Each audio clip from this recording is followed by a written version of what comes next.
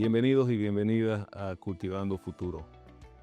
En el episodio de hoy exploraremos una herramienta importante para la producción agropecuaria en la región.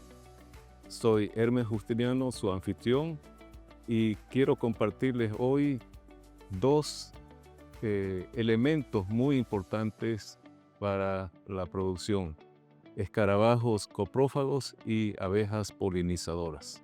Nos acompañan dos expertos que saben mucho del tema. Marcelo Amaya, investigador encargado de estudio de escarabajos coprófagos de Prías. Bienvenido, Marcelo. Y también nos acompaña Janet Condori, especialista en abejas polinizadoras. Bienvenidos a ambos. Vamos a iniciar este episodio explicando la importancia de la diversidad de escarabajos en cultivos agrícolas y ganaderos que abordamos en el proyecto. Adelante, Marcelo.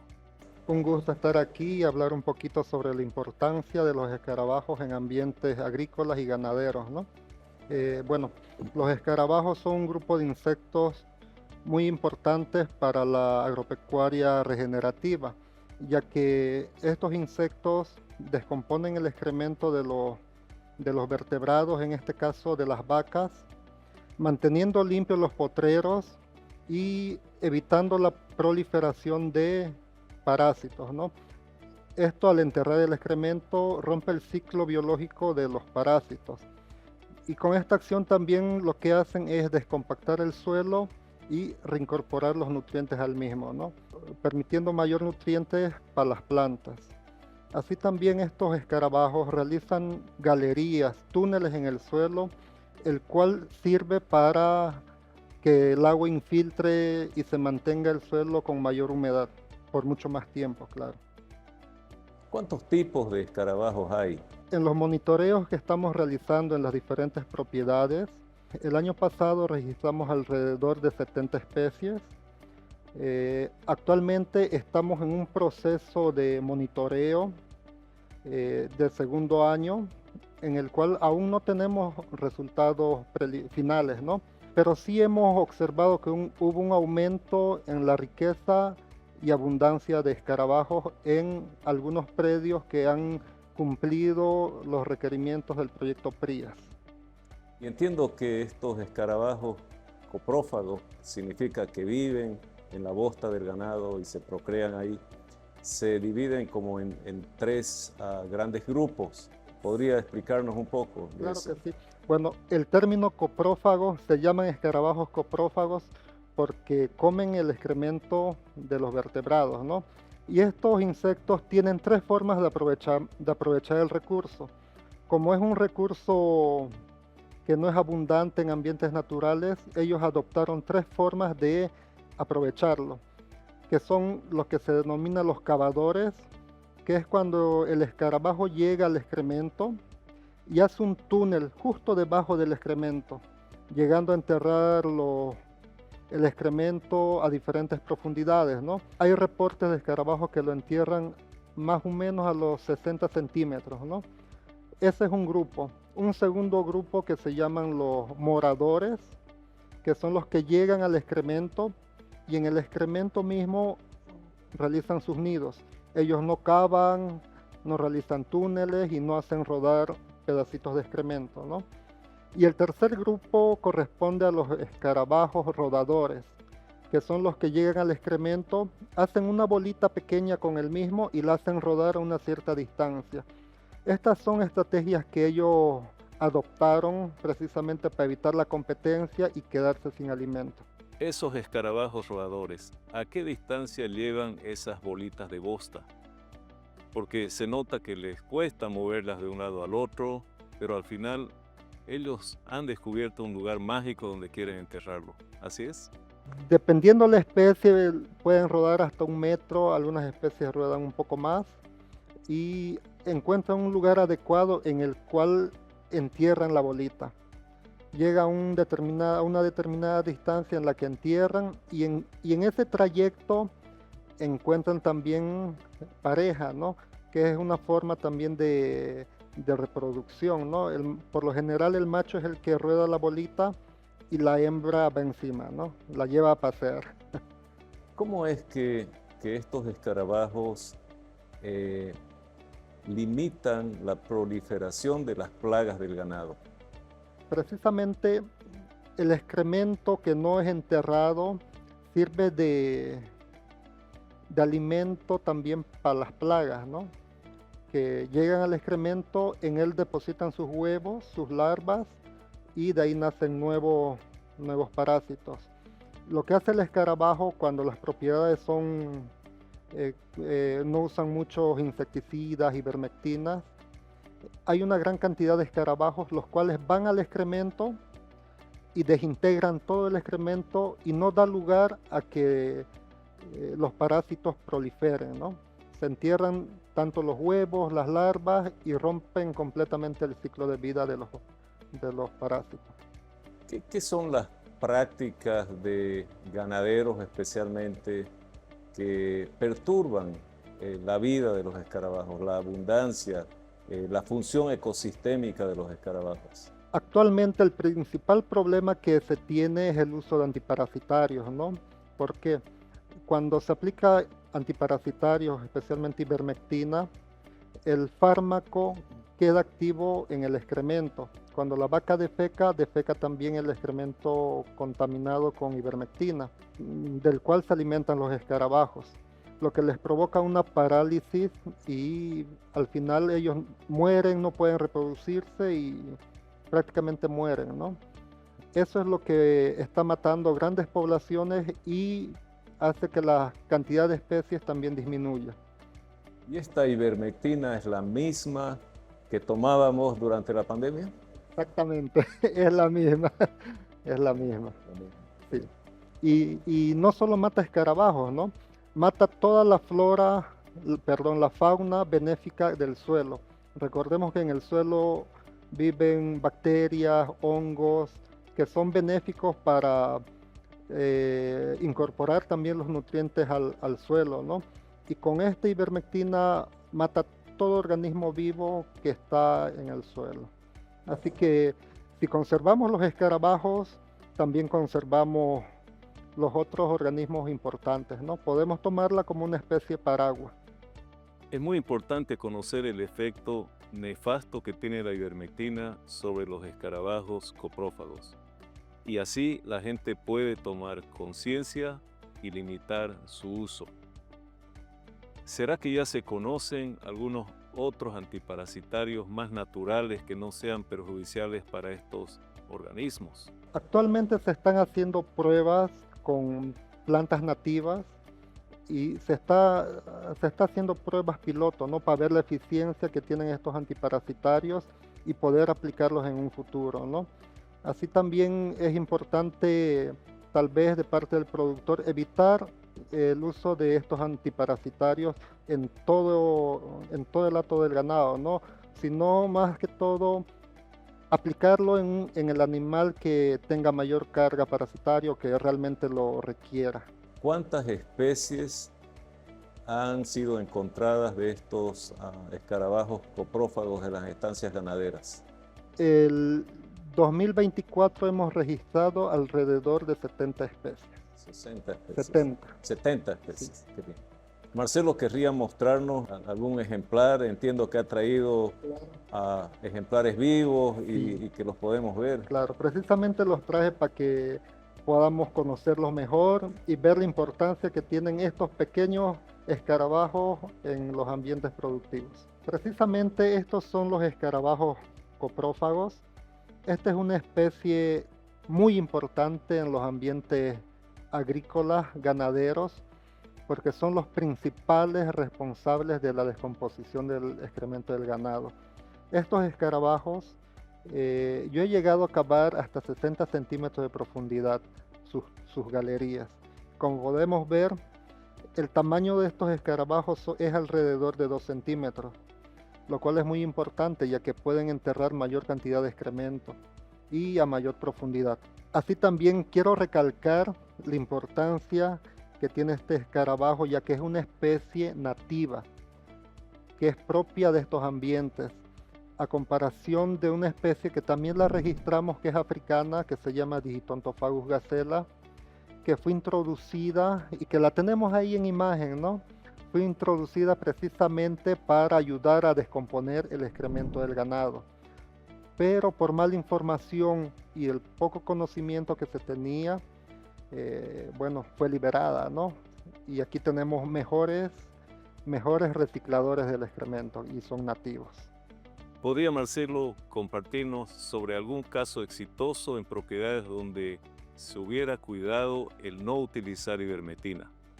Y como resultado, ¿cómo se han regenerado las poblaciones de escarabajos? Tenemos caso, por ejemplo, del Jaral, que si bien no entramos en este periodo, en estudios anteriores registramos una gran riqueza y abundancia de escarabajos. Es una propiedad donde hay bastantes escarabajos y cumplen, hacen muy bien su trabajo, ¿no? Así también actualmente hemos terminado de realizar el monitoreo en una propiedad aquí en el Chaco que se llama Ñamandú, en la cual registramos pocos escarabajos el año pasado, pero este año hemos registrado un mayor número de especies y una mayor abundancia también. Así también recalcar en una propiedad agrícola que también hubo un incremento de escarabajos, ya que la cobertura del suelo, bueno, el suelo tenía cobertura, ¿no? Y por lo general la cobertura del suelo es muy importante porque es en el suelo donde viven estos escarabajos.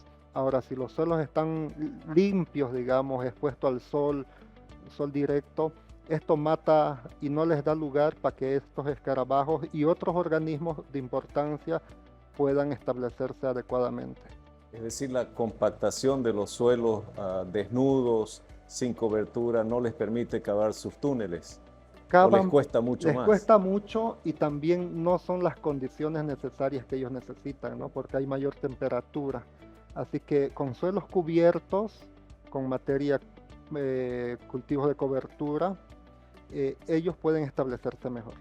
Y una última pregunta, ¿cuál es el mayor número de túneles que han encontrado en una bosta, abajo de una bosta? Yo encontré alrededor de 40 túneles. Uno levanta un pedazo de excremento ya de una semana atrás, medio deshidratada, y ve que debajo de ese excremento hay un montón de túneles. Lo máximo que conté yo fue 40 túneles. Y ellos están ahí. Uno pareciera que no existen, como un propietario una vez me dijo, aquí no hay escarabajos, me dijo. Y bueno, a ver, hicimos el muestreo y resulta que sí hallamos una buena cantidad de escarabajos en su propiedad. Así que los escarabajos están ahí. Lo que tenemos que hacer, lo que tiene que hacer el sector productivo es mantener los bosques que quedan aún en estos ambientes, que son fuente de dispersión, ¿no? Porque salen de ahí y van y colonizan los potreros, los cultivos, ¿no?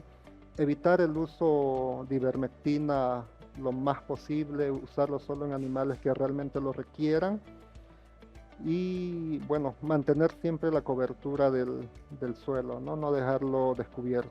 Marcelo, entonces en un momento más nos va a mostrar algunos otros escarabajos, ¿o eso es lo que traía? Estos son los que actualmente tengo, que estamos haciendo incluso unas pruebas para ver cuánto de excremento entierran y la profundidad, que son pruebas piloto que realmente son muy importantes y que es necesario hacerlas, ¿no? Porque en conocimiento estamos todavía indagando y es necesario investigar para ver la importancia realmente de estos escarabajos. Una pregunta importante que hacemos a los que están haciendo los estudios económicos de las prácticas regenerativas es ¿cuánto vale, cuál es el valor de una lluvia, una buena lluvia de 50, 70 milímetros en un cultivo? Y en realidad parte de ese valor lo dan los escarabajos, ¿verdad? Exactamente. Y es precisamente algo que estamos investigando de la mano de la Universidad Católica y CSF, viendo la importancia económica que tienen estos escarabajos en la retención de agua, ¿no? Estos escarabajos, al realizar sus túneles para hacer sus nidos, los túneles quedan en el suelo y cuando llueve el agua infiltra a través de esos túneles, permitiendo que el agua esté en el suelo por mayor tiempo, ¿no? Y eso es algo que muy importante y que nos va a dar una luz de la importancia que tienen estos escarabajos, ¿no? En términos económicos. Janet, como especialista en abejas polinizadoras, ¿podría usted explicarnos cómo ellas benefician a los agricultores y ganaderos? Las abejas en esta ocasión benefician a los agricultores porque tienden a polinizar, ¿no?, sus cultivos, ya sea de maíz, de sorgo y en algunos casos hasta en soya se ha visto, ¿no? Y de hecho a mí me gustaría mostrarle algunas de las abejas que hemos registrado en estos predios donde se ha realizado el monitoreo, ¿no? Aquí tenemos dos grupos que serían las abejas coloniales. Las abejas coloniales son aquellas que producen miel. La mayoría de la gente la conoce, ¿no? Y muchas de las personas en la chiquitanía o mujeres se dedican a criarla, ¿ya? ¿Por qué? Porque les genera dinero al proporcionarles miel, ¿ya? En esta ocasión también las abejas solitarias son muy desconocidas. Es lo más nuevo que podemos registrar en nuestra investigación, ya que la mayoría de las abejas que hemos registrado tienden a ser solitarias. Y dentro de las abejas solitarias tenemos algunas de ellas que son carpinteras, otras que pueden nidificar en el suelo, otras que son abejas orquídeas. Entonces cada una de ellas tiene distinta función, al igual como su tamaño, ¿no? Se dice que cuando las abejas son de mayor tamaño tienden a volar más. Entonces pueden volar 5 kilómetros, 8 kilómetros en relación a estas abejas grandes, ¿no? Su desplazamiento es bastante y ayuda al intercambio genético de las plantas también. Entonces ayuda a mantener la estructura de lo que es la vegetación, tanto en los cultivos como también en lo que son las cortinas rompevientos y en el bosque también.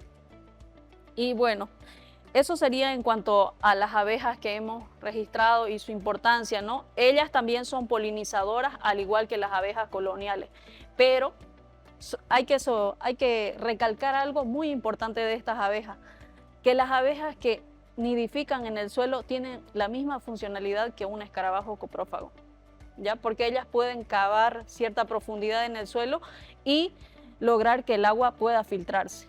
¿Existe una especificidad de funciones de esas abejas respecto a diferentes familias de plantas? Es decir, algunas se especializan en orquídeas, en pasifloras, en bromelias, etc. ¿Es así? Cierto, eso es muy cierto. Tengo este grupito que ustedes van a poder ver, como por ejemplo estas abejitas. Les voy a sacar una de ellas. Se llama abeja orquídea. Esta, ahí, se puede apreciar, es color verde. Hay colores rojizos, bien metálicos. Y bueno, esta se caracteriza por polinizar las orquídeas, ¿ya? Pero en esta ocasión, si no hay ese recurso de las orquídeas, ellas pueden optar por otras plantas. Como por ejemplo, hay plantas que tienen flores tubulares. Ellas pueden polinizar también esas plantas en caso de que las orquídeas no estén, pero de preferencia prefieren las orquídeas. También tenemos estos abejorros. Miren la lengua que tiene, ¿no? El tamaño de su lengua mide como unos 2 centímetros casi, o 1 centímetro. Sí, y bueno, eso le ayuda a libar el néctar.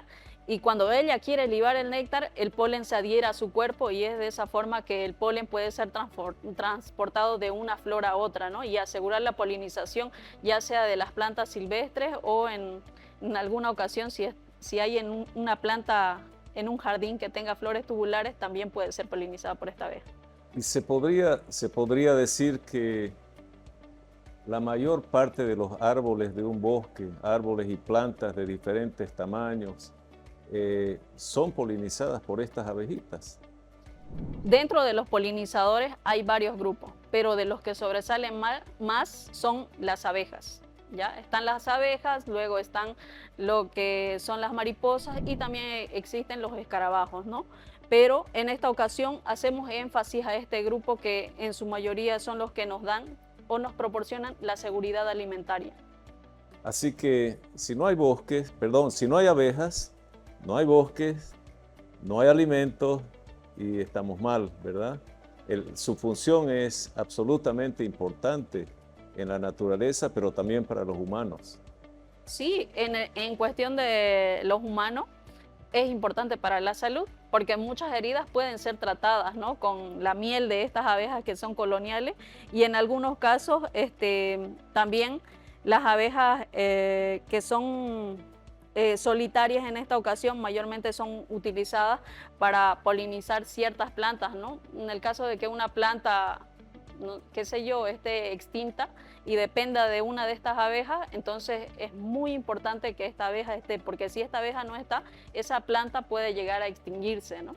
¿Podría decirnos, Janet, cuál sería la peor práctica agrícola que diezma las poblaciones de abejas? Bueno, en cuanto a los sitios que hemos ido a monitorear, una mala práctica es hacer uso de fertilizantes, insecticidas, que, bueno, algunos pueden atacar directamente a la abeja, ¿no? El hecho de utilizar insecticidas es directamente a los insectos.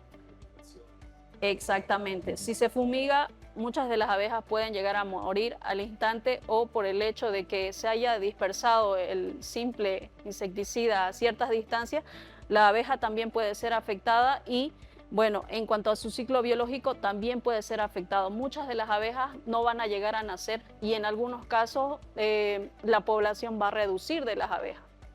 Y bueno, eso sería en cuanto al uso de los insecticidas y fertilizantes, la residualidad que tienen, ¿no?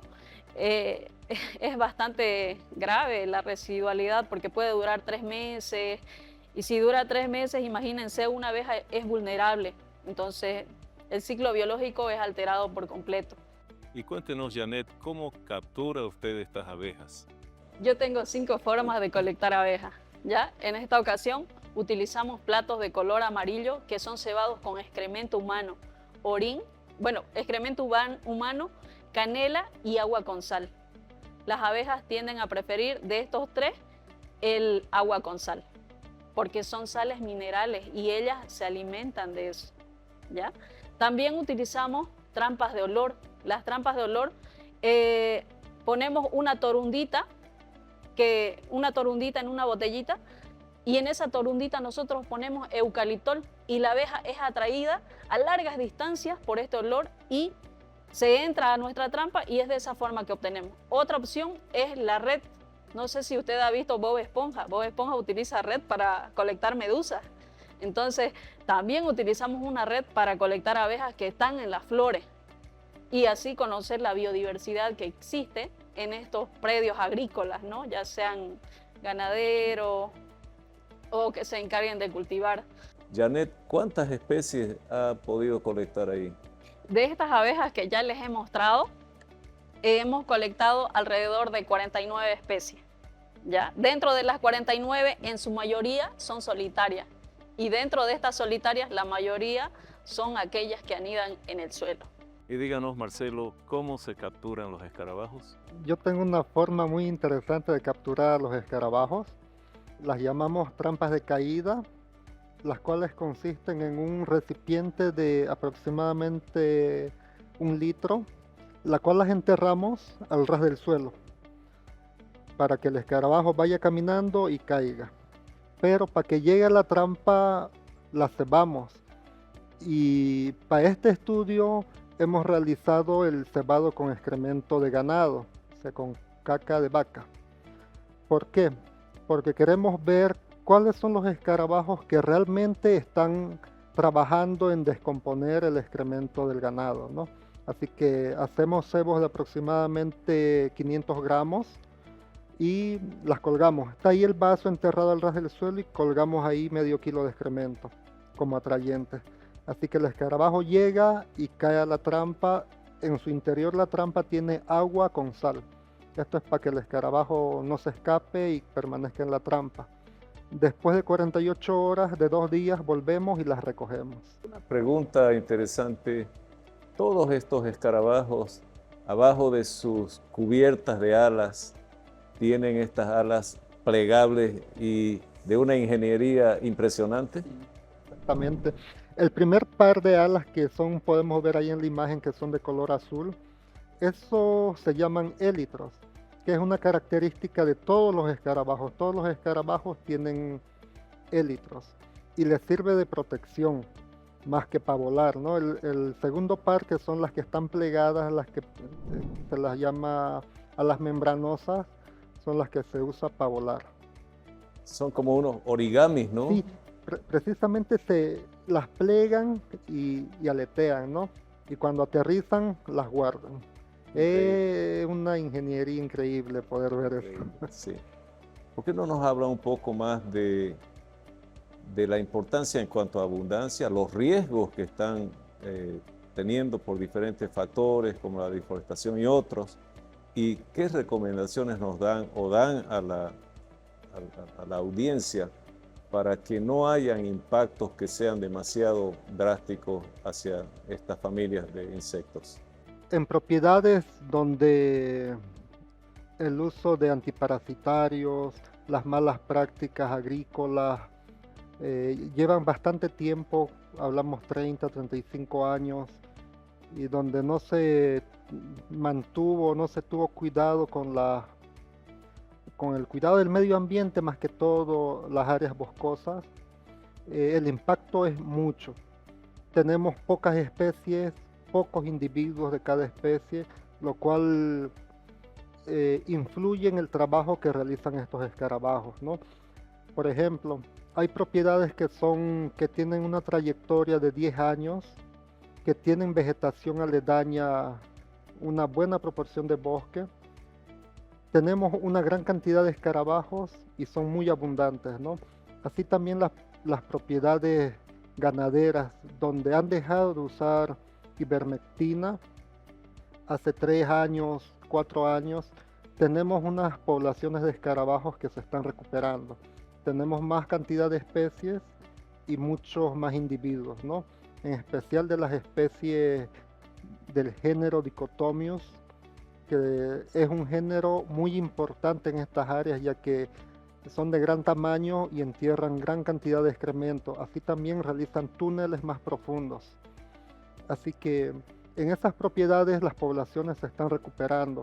Y algo que tenemos que tener en mente, o que los productores tienen que tener en mente y pensar a futuro, es que si cuidamos, conservamos, mantenemos estas poblaciones de escarabajos, vamos a tener ahorros en fertilizantes, ahorros en antiparasitarios, vamos a tener mayor disponibilidad de agua para los cultivos, ya que el trabajo que realizan estos escarabajos es gratis y realizan todo eso, ¿no? Reincorporar nutrientes al suelo, descompactación, controladores de parásitos y también la infiltración del agua al suelo, ¿no? Así que es un paquete completo, como por decir, que de beneficios que nos traen estos escarabajos. Así que es bueno empezar a tomar prácticas adecuadas para que estos escarabajos se puedan mantener en el tiempo y puedan recuperar sus poblaciones. ¿Hay algún daño que los escarabajos podrían hacer a las personas o al ganado? ¿Algún peligro? Yo creo que lo más que harán será cuidar el bolsillo del productor, ¿no? Porque ellos no transmiten enfermedades, no son plagas, los escarabajos coprófagos no son plagas, así que si tenemos una gran cantidad, una gran abundancia de estos escarabajos en nuestras propiedades, va a ser mucho más beneficioso. ¿Qué nos puede comentar de otras malas prácticas agrícolas y ganaderas que realmente amenazan las poblaciones de abejas? En el caso de las abejas, ¿no? La mayor amenaza que tienen es la pérdida de hábitat, ¿ya? La pérdida de hábitat por la transformación que sufren, ¿no? Ya sea por la agricultura y la ganadería. Es obvio que no podemos hacer nada, sí, el desmonte, ¿no? Con fines agrícolas, para cultivos o la ganadería, como lo mencioné. Entonces, no se le puede decir un no al agricultor o al ganadero. No podemos decir no haga estas prácticas, pero sí podemos recomendar que haga menos uso de lo que son los insecticidas o antiparasitarios o fertilizantes en esta ocasión.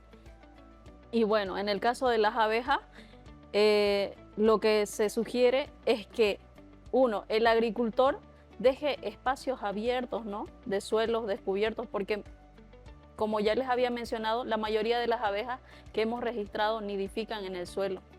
Entonces se recomienda dejar un espacio de suelo descubierto para que así el ciclo biológico de la abeja que está en el suelo enterrada no sea afectado, porque el uso de maquinaria afecta bastante al suelo. Y bueno, en esta ocasión, si una maquinaria pasa por el suelo para hacer el arado que le dicen, entonces va a destruir las colonias de las abejas que nidifican en el mismo suelo. Entonces, aparte de que destruyes, ¿no?, la colonia de las abejas sin saber que existían en tu parcela, en sí estás eliminando a las abejas.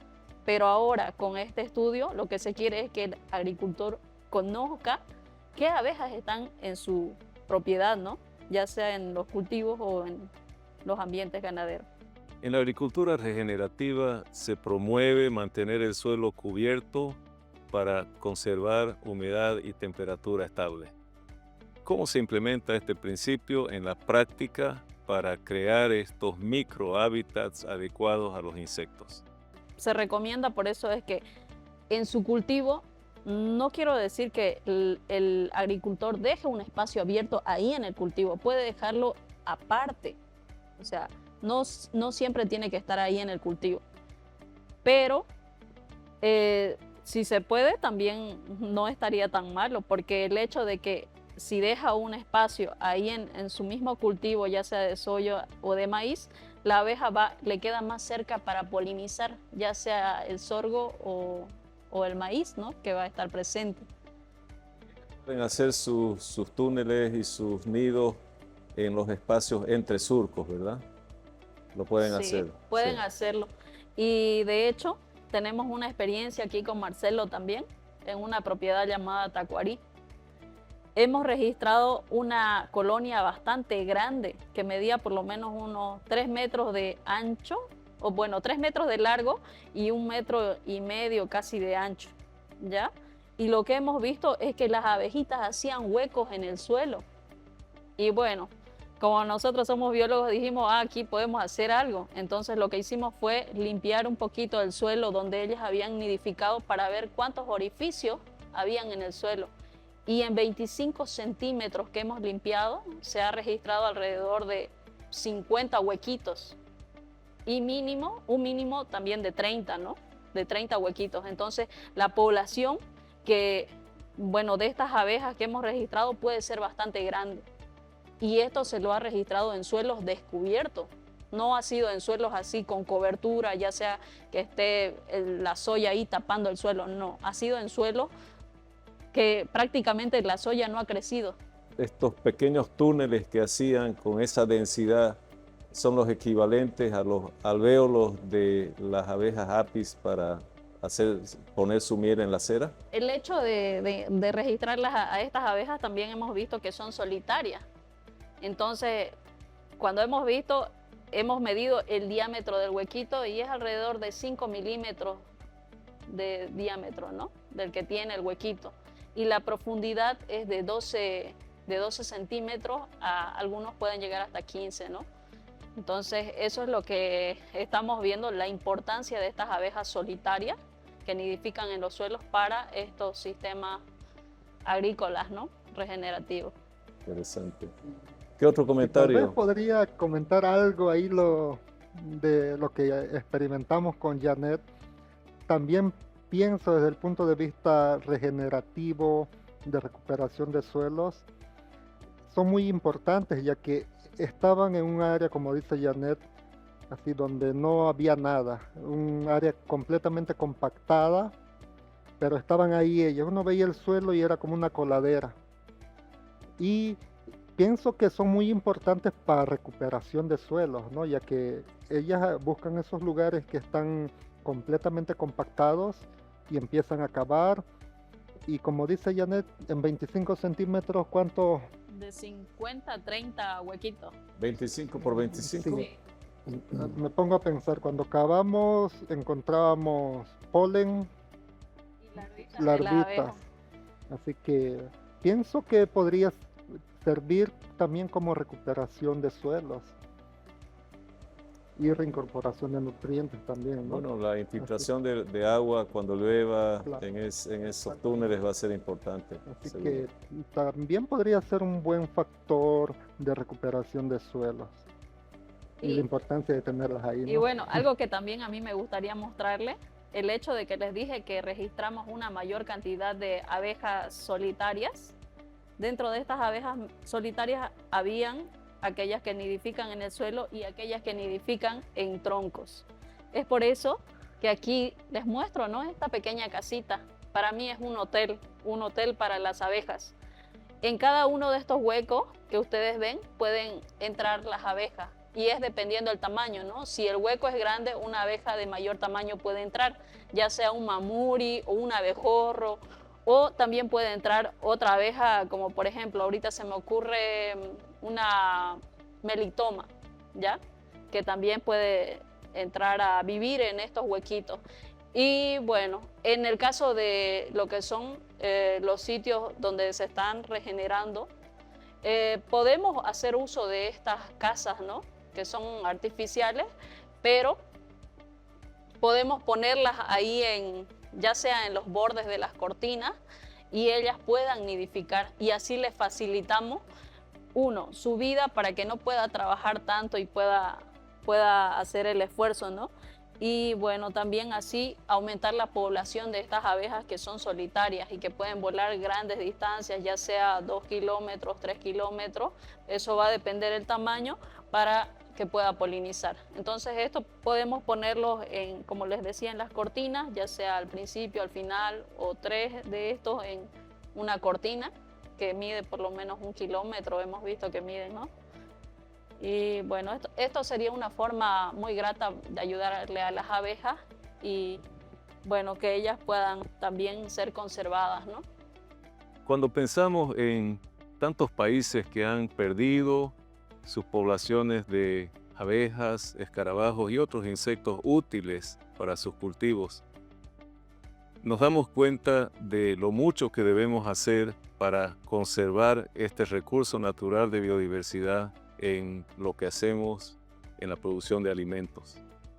Entonces, debemos tener una profunda reflexión sobre cómo hacemos nuestro trabajo en el campo. Janet, Marcelo, queremos agradecerle por su tiempo, su espacio, y a la audiencia queremos agradecer también por estar con nosotros y queremos invitarlos una vez más a el próximo episodio de Cultivando Futuro. Muchas gracias.